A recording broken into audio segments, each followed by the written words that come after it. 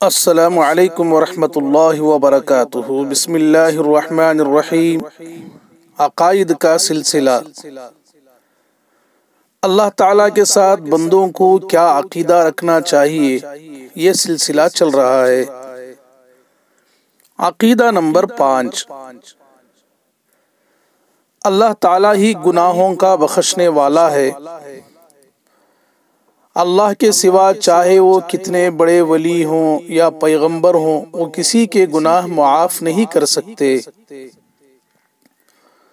اللہ تعالیٰ ہی توبہ قبول کرنے والا ہے۔ اللہ تعالیٰ ہی روزی پہنچانے والا ہے۔ بظاہر روزی کسی کے واسطے سے پہنچتی ہے، مگر اصل روزی دینے والا اللہ تعالیٰ ہے، اور جس کی روزی چاہے اللہ تعالیٰ تنگ کر سکتے ہیں، جس کی روزی چاہے اللہ تعالیٰ بڑھا سکتے ہیں۔ اس میں کسی اور کا دخل نہیں ہے۔ روزی کے بڑھانے اور روزی کے گھٹانے میں بھی اللہ تعالیٰ ہی کا عمل دخل ہے۔ جس کو چاہے عزت دے، جس کو چاہے ذلت دے۔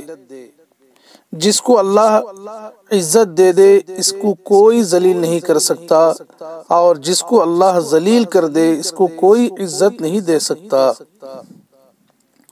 دعا کا قبول کرنے والا ہے اللہ تعالیٰ۔ چاہے کتنے بڑے ولی ہوں یا پیغمبر، وہ کسی کی دعا قبول نہیں کر سکتے۔ سب کا کام بنانے والا ہے اللہ تعالیٰ۔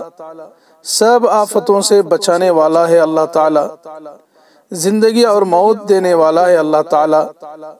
اس کے علاوہ اور بھی بہت سی اللہ تعالیٰ کی صفات ہیں، جو اللہ تعالیٰ کے 99 نام ہیں۔